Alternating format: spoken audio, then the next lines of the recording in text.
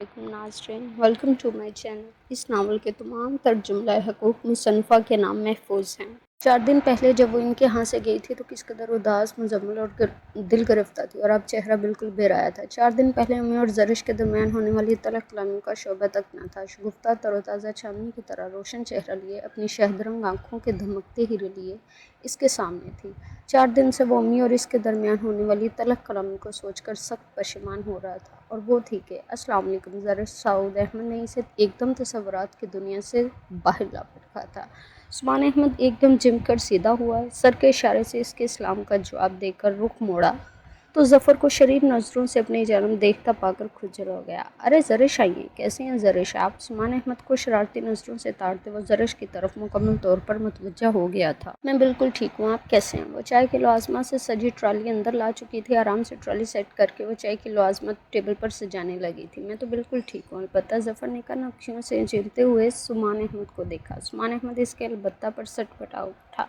न जाने अब क्या कह दे। ज़फ़र इसने तनबीही पुकारा तो फुल खरा हंस दिया। ज़रिश ने ना समझे में दोनों को देखा और फिर कमरे की हालत को, जहाँ जाबजा कुशन बिखरे हुए थे, बिस्तर पर, कालीन पर, सोफ़ा पर, वरना उस्मान अहमद का कमरा तो बहुत नफासत से टिप टाप होता था, मगर इर्द गिर्द देखते हुए इसकी नज़र उस्मान अहमद पर आ टिकी तो इसे याद आया कि वो आज यहाँ क्यों आई है।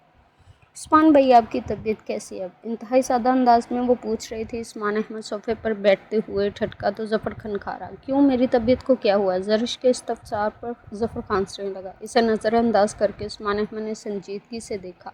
वो सुबह कॉलेज में फ़री ज़िक्र कर रही थी कि रात आपकी तबीयत कुछ ठीक नहीं थी। मैंने घर जाकर मामा को बताया तो उन्होंने सख्ती से ताकीद की कि मैं पूछाऊँ। आधा घंटा हो गया मुझे आए हुए। फ़रा चाय बना रही थी, अभी एक दोस्त की कॉल आ गई थी, मुझे चाय देकर इसने कमरे में भेज दिया था।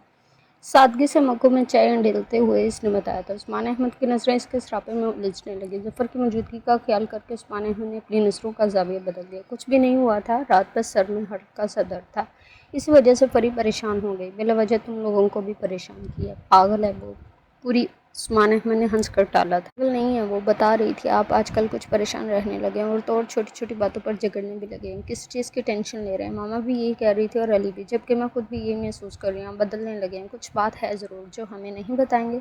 चाय का मग ज़फ़र को देकर इसकी जानब भी बढ़ाते हुए बहुत अपनाइत और मोहब्बत व खुलूस से पूछ रही थी। उस्मान अहमद ने हैरत से इसे देखा। वो अपने अंदर की जंग तो खुद लड़ रहा था, और फिर इन लोगों को कैसे खबर हो गई?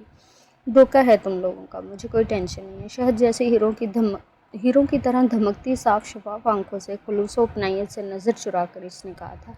ऐसे कैसे हो सकता है? हमें कोई वहम नहीं हुआ। इतने सारे लोगों का मुशाहदा गलत नहीं हो सकता। अब आप पहले वाले उस्मान भाई नहीं रहे, बहुत तब्दील हो गए हैं आप। उस्मान अहमद के चेहरे पर अपनी आंखें गाड़े हुए बिल्कुल संजीदा थी। उस्मान हंस दिया, फिर ज़फ़र का ख्याल करके लब बेंच लिए। ज़फ़र भाई, आप ही इनसे पूछें, ऐसी क्या बात है जो ये हमें नहीं बता सकते? कम अज़ कम अली और फ़रा की परेशानी का ही ख्याल कर लें। अब कि इसने बिल्कुल खामोश मगर ज़ेरे लब मुस्कुराते ज़फ़र को भी घसीटा था। ज़फ़र एकदम सटपटाया था, फिर उस्मान को मानीखेज़ नज़रों से ताड़ते हुए हंस दिए। बेफ़िक्र हो जाएं ज़रिश। सऊद अहमद, उस्मान अहमद को जो मर्ज़ लाहक है वो लाइलाज है। हाँ, अगर आप तावन करें तो ये मसला हल हो सकता है। वो आखिर में शरारत से हंस दिया था। ज़रिश के खाक पल्ले न पड़ा। क्या मतलब? वो उलझी थी, मजाक कर रही है, तुम जाओ। इससे पहले कि ज़फ़र मज़ीद गुलअफ़शानी करता, उस्मान ने फ़ौरन ज़रिश का ध्यान बिठाया था। वो यही समझे कि उस्मान अहमद इसे टाल रहा था। चलिए तो मैं जाऊँगी, मगर एक बात मेरी सुन लें। आपकी इस तब्दीली से मुतल्लिक़ मैं मज़ीद जानकर रहूँगी। मैं फ़रा नहीं हूँ जो आपकी बातों से बहल जाऊँ। बात है ज़रूर, मैं पता करवा लूँगी। वो इसे अपने इरादों से खबरदार करती कमरे से चली गई। उस्मान ने इसके जाते ही ज़फ़र को घूरा। तुम्हारी ज़ुबान बंद नहीं रह सकती? मैंने क्या किया है? एक ही घूंट में चाय ख़त्म करते ही इसने मासूमियत से पूछा था। उस्मान ने बेचारगी से इसे देखते इस लम्हे को पछताया जब डायरी डॉक्टर ज़फ़र के हाथ लगी थी। पहले तो वो इसके इश्क के फ़र्ज़ी कैफ़े लगा रहा था, मगर अब तो इसके हाथ पूरा ज़रिश का हवाला मौजूद था। दाखिली दरवाज़ा धके वो जैसे ही अंदर दाखिल हुआ था, सीधी नज़र गहरे पर्पल दुपट्टे के हाले से अपनी छप दिखाते चेहरे पर टिक गए थे। वो बिलाशुबा हसीन थी, मगर इस वक्त वो इस लिबास में हसीन तरीन लग रही थी। और यहाँ तकरीब शुरू हो चुकी है। इसने कलाई पर बंदी घड़ी देखी थी। एयरपोर्ट से यहाँ तक पहुँचने में इसे पूरा 1 घंटा सर्फ हुआ था। यकीनन अब तक नमाज इसकी आमद से मायूस होकर इसे लानत मलामत का फरीज़ा अंजाम दे रहा होगा। सभी जाने पहचाने चेहरे थे। तीनों चचियाँ थी, चचा जान थे, इनकी आले औलाद थी। चचा अच्छा खासा हजूम था, हर कोई महव गुफ्तगू था। घरेलू सतह पर मुनक्किद होने वाली सादा सी तकरीब, मगर फिर भी रिश्तेदार अहबाब दिखाई दे रहे थे। अभी तक किसी ने भी शाख ज़मान की आमद पर ध्यान नहीं दिया था।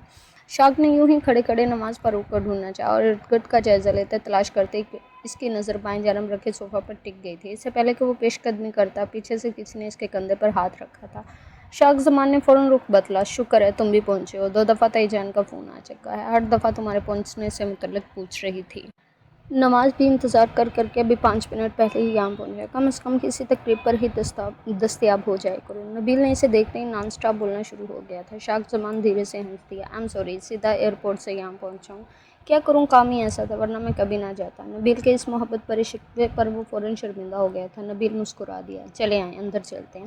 وہ ابھی تک دروازے کی دہلیز پر ہی کھڑا تھا۔ نبیل کے کہنے پر اس نے فوراً دہلیز چھوڑ دی اور قدم اندر کی جانب بڑھا دیے تھے۔ سب سے سلام دعا کر کے وہ نماز کی طرف بڑھا اور ہاتھ ملانا چاہا تو اس نے دوسری طرف منہ پھیر لیا۔ چہرے پر خفگی اور ناراضگی کا تاثر بھرپور تھا۔ مجھ سے ملنے یا بات کرنے کی ضرورت نہیں، کل سے میں تمہارے نمبرز پر ٹرائی کر رہا ہوں، تم ہو کہ اس وقت جب سب کچھ ہو چکا ہے اپنا چہرہ دکھائی دے رہے ہو۔ نماز کے لہجے میں بے پناہ خفگی تھی۔ اس نے شاک کا مسافہ کے لیے بڑھا ہوا ہاتھ بھی جھٹک دیا۔ I am sorry, really sorry, میرے اتنے اچھے دوست کی منگنی ہو اور میں نہ ہوں، ہو ہی نہیں سکتا۔ ایئرپورٹ پر دیر ہو گئی تھی اور پھر یہاں تک آتے ٹریفک نے بھی تمہیں شکوہ کرنے کا حق دے دیا۔ آئی پرومس تمہاری شادی پر جلدی آؤں گا۔ معذرت کرتے کرتے وہ غیر سنجیدہ ہو گیا تھا۔ نواز نے اسے گھورنا چاہا مگر اس کو مسکراتے دیکھ کر وہ بھی ہنس دیا۔ شاک نے شکر ادا کرتے ہوئے اس کو گلے سے لگا لیا۔ تم بیٹھو، میں ذرا تمہاری منگیتر صاحبہ کا بھی قرض اتار دوں، پھر تمہارے پاس بیٹھتا ہوں۔ شاک زمان نواز سے علیحدہ ہوتے ہوئے اس طرف بڑھ گیا جدھر صوفے پر نویرہ سجی ہوئی بیٹھی تھی۔ چھوٹی چچی اس کے بائیں جانب تھی جبکہ خالدہ چچی دائیں طرف۔ السلام علیکم، دونوں خواتین نے اس کی جانب نگاہ اٹھائی تھی۔ وعلیکم السلام، بڑی دیر کر دی آنے میں، بڑی آپا کے کئی فون آ چکے ہیں، بار بار تمہارا پوچھ رہی تھی۔ چھوٹی چچی نے شاک کے سر پر پیار کرتے کہا تو وہ خفیف سا ہنس دیا۔ میں نے راستے میں امی جان کو فون کر دیا تھا۔ خالدہ چچی سے بھی پیار لیتے اس نے کہا تو نویرہ نے ہلکا سا سر اٹھا کر شاک زمان کو دیکھا تھا۔ کوٹ سوٹ میں ملبوس اپنے دراز قد سمیت انتہائی وجیہ لگ رہا تھا۔ نویرہ کو اپنے اس کزن میں عجیب سی خلش چھپی ہوئی محسوس ہوتی تھی۔ اس وقت بھی وہ بظاہر مسکرا رہا تھا مگر اس کی مسکراہٹ بھی عجیب بناوٹی سی تھی، یا شاید کچھ کمی تھی۔ کیسی ہو نویرہ؟ نویرہ نے اسے اپنی جانب متوجہ دیکھ کر شاک سے پوچھا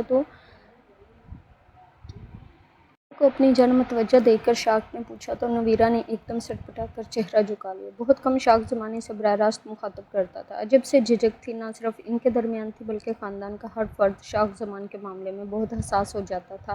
اسے مخاطب کرتے ہوئے 100 بار سوچتا تھا۔ بے تکلف میں بھی تکلف پناہ تھا۔ جی ٹھیک ہوں، نویرہ نے جھکے سر سے ہی جواب دیا۔ شاک زمان نے بغور دیکھا۔ گہرے پرپل دوپٹے کے حالے میں اس کا خوبصورت چہرہ مزید گل رنگ ہوا جا رہا تھا۔ چند پل کے لیے تو شاک زمان کی نظریں اس چہرے سے ہٹنا بھول گئی تھی، جیسے کہہ رہی ہوں ہمیں یہاں سے ہٹنا گوارا نہیں۔ بیٹھو بیٹا، میں ذرا مہمانوں کو دیکھ لوں۔ وہ خالدہ چچی کی آواز پر ایک دم چونک اٹھا تھا۔ عجیب سی لہر اندر تک اتری تھی۔ خالدہ چچی اسے کہہ کر آگے بڑھ گئی۔ چھوٹی چچی تو پہلے اٹھ چکی تھی۔ شاک زمان نے ایک نظر پھر دیکھا، جھکا ہوا سر اس کے اندر ایک عجیب سی لہر سریعت کرتا چلا گیا۔ اچھی لگ رہی ہو، اپنے احساسات سے گھبرا کر شاک نے ایک دم خود کو ٹوکتے ہوئے کہا تھا۔ نویرہ کا گلنار چہرہ مزید دو آتشا ہو گیا۔ وہ الجھ کر رہ گیا، پھر بغور جائزہ لیا۔ شاک زمان کے لیے بڑا دلچسپ معاملہ تھا۔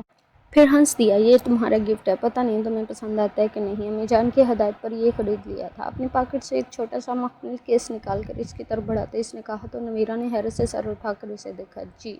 شاک زمان کے چہرے پر عجیب سا تاثر تھا۔ وہ صرف ایک لحظہ دیکھ پائی۔ کیا گفٹ ہے بھلا، ذرا ہم بھی دیکھیں۔ شاک زمان ہاتھ پھیلائے کھڑا تھا، تبھی پیچھے سے نبیلہ بھابی نے آ کر پوچھا تھا۔ شاک نے وہی ہاتھ ان کی طرف بڑھا دیا۔ دیکھ لیں۔ شاک کا انداز جان چھڑوانے والا تھا۔ بھابی ہنس دیں۔ انہوں نے گفٹ لے کر فوراً کیس کھولا تھا۔ خوبصورت نگوں سے مزید گولڈ بریسلیٹ اپنی تمام تر خوبصورتی کے ساتھ سامنے تھا۔ ارے اتنا خوبصورت! بھابی ایک دم فدا ہو گئی تھی۔ دیگر کزنز لڑکیاں ان کے گرد جمع ہونے لگی۔ ارے نویرہ، مجھے یقین نہیں آ رہا یہ شاک لایا ہے۔ بھابی کو بے لاگ تبصرہ کرنے کی عادت تھی۔ بغیر کسی کی پرواہ کیے انہوں نے فوراً کہا تھا۔ نویرہ جہاں خائف ہوئی تھی، شاک بھی سٹپٹا کر پیچھے ہٹا تھا۔ امی جان کی ہدایت تھی، پھر جدہ سے رفت باجی بھی کہہ رہی تھی، انہی کے مشورے پر خریدا تھا، پسند آئے تو ٹھیک ورنہ معذرت۔ ایک دم اپنے لیے دی انداز میں کہہ کر وہ وہاں سے نکل آیا تھا۔ اس سے پہلے کہ وہ واپس نفاذ کی قدم بڑھاتا، ایک دم نظر ایک جانب کھڑکی کے پاس بے حس کھڑے رضا حمید کی جانب اٹھی تھی۔ نویرہ کی جانب ٹکٹکی باندھے دیکھ رہا تھا۔ شاک زمان نے ایک نظر اسے دیکھا، پھر اپنی بھابھیوں اور رمشا اور دیگر لڑکیوں میں گھری نویرہ کو دیکھا۔ ایک دم شاک ٹھٹکا، پھر پلٹ کر رضا کی طرف نظر کی۔ وہ اب بھی اسی طرح کھڑا تھا، اپنے ارد گرد سے بے خبر۔ شاک نماز کی جانب بڑھنے کی بجائے اس کی طرف آ گیا۔ رضا خیریت کیا ہوا ہے؟ اس کے سر پر پہنچ کر اس نے پوچھا تھا۔ وہ اس کی آواز سن کر یوں جھٹکا جیسے اچانک اس منظر میں داخل ہوا ہو۔ کیا ہوا یار؟ وہ خالی خالی نظروں سے شاک کو دیکھ رہا تھا۔ شاک نے آج سے پہلے اسے کبھی اس حالت میں نہیں دیکھا تھا۔ کچھ حیران ہوتے اس کے کندھے پر ہاتھ رکھا تھا تو وہ جیسے حواسوں میں آ گیا۔ نہیں تو کچھ بھی نہیں ہوا مجھے، میں تو بالکل ٹھیک ہوں، ایک دم اپنے چہرے پر دونوں ہاتھ ملتے جیسے پچھلے تاثر کو زائل کرتے اس نے کہا تھا۔ شاک الجھا کچھ، پھر اس کی سرخ انگارہ آنکھوں میں جھانکا اور نظریں پھیر گیا۔ کچھ نہیں ہوا بھائی، بس ہلکا سا بخار ہے۔ اپنے ہونٹوں کو کاٹتے اس نے سر جھکا کر کہا تھا۔ تب بھی میں کہوں تمہاری کزن کم دوز زیادہ کی منگنی ہو رہی ہے اور تم مجنوں کی طرح ہوش و حواس گم کیے دنیا و مافیا کو بھلائے یوں ہی رہ ہی نہیں سکتے۔ شاک نے ہنس کر کہا تو وہ اپنے ہونٹ مزید کچلنے لگا۔ پھر شاک نے اس کی کلائی تھامی تو واقعی پریشان ہوا تھا۔ وہ بخار سے پھنک رہا تھا۔ واقعی میں تمہیں تو بہت تیز بخار ہے، تم یہاں کھڑے ہو، اپنے بستر پر آرام کرنا چاہیے تھا، تمہیں اس طرح تو طبیعت بگڑ بھی سکتی ہے۔ انتہائی تشویش سے وہ کہہ رہا تھا۔ رضا کے چہرے پر ایک تھکی مسکراہٹ ابھر آئی۔ بس میں گھر ہی جانے والا تھا۔ اس نے تیزی سے اپنی کلائی چھڑوائی۔ ہاں تم کو بستر پر لیٹ کر آرام کرنا چاہیے، اس کے کندھے پر تھپکی دیتے شاک نے کہا تو وہ ایک دم تیز تیز قدم اٹھاتا دروازے پار کر گیا تھا۔ شاک نواز کے پاس وہ تنہا بیٹھا ہوا تھا۔ یہ سب اتنی جلدی ہو گیا؟ میں نے تو ہفتہ پہلے صرف رشتہ طے ہونے کی خبر سنی تھی، اب ایک دم یوں اچانک منگنی؟ آخر بات کیا ہے؟ خیریت ہے نا؟ شاک نے پوچھا تھا۔ وہ ہنس دیا۔ خیر خیریت ہی نہیں، سب کچھ ٹھیک ہے، بس امی اور بہنیں یہ سب کچھ جلدی کرنا چاہتی تھی، اس نے آرام سے بتایا۔ اور تمہاری اس کزن کیا نام ہے اس کا؟ شاک ذہن پر زور دے رہا تھا۔ ہاں یاد آیا، رومیسا۔ اس کا کیا بنا؟ پھر بڑے نیک جذبات رکھتی تھی وہ تمہارے لیے۔ شاک زبان نے ذرا مذاق پوچھا تھا بلکہ چھیڑا تھا۔ امی نے میرے سامنے رومیسا اور نویرا دونوں کے نام رکھے تھے، دونوں ہی سلجھی ہوئی باادب لڑکیاں، لیکن میں نے امی کے سامنے نویرا کا نام منتخب کیا تھا۔ میں اپنی 4 بہنوں کا اکلوتا بھائی ہوں، ایسے میں امی جیسی لڑکی کی ڈیمانڈ کرتی تھی۔ وہ ساری خوبیاں نویرا میں تو تھی مگر رومیسا میں نہیں۔ رومیسا نے ایک آزاد خیال اور ہم سے مختلف ماحول میں پرورش پائی ہے، شاید ہمارے خاندانی طور طریقوں کے مطابق خود کو نہ ڈال پائے، جبکہ مجھے صرف اور صرف اس خاندان اپنے گھر کی فلاح و بہبود چاہیے تھی، اس لیے میں نے نویرا کا نام لے لیا تھا۔ امی کو اپنی بھتیجی کے ریجیکٹ ہونے پر دکھ ہوا تھا مگر جب میں نے اپنے خیالات سے انہیں آگاہ کیا تو وہ دل سے راضی ہو گئی تھی۔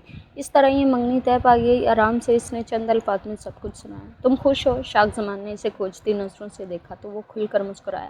نویرا کسی بھی شخص کا آئیڈیل ہو سکتی ہے، پڑھی لکھی، باحیا کردار، سلجھی ہوئی اور تہذیب یافتہ، ہر خوبی تو اس میں موجود ہے، پھر میرا رنجیدہ ہونے کا کوئی سوال باقی نہیں رہتا۔ وہ مسکرا کر کہہ رہا تھا۔ بڑی چیز ہو تم۔ شاک نے بھی مسکرا کر ایک مکہ جڑ دیا تھا۔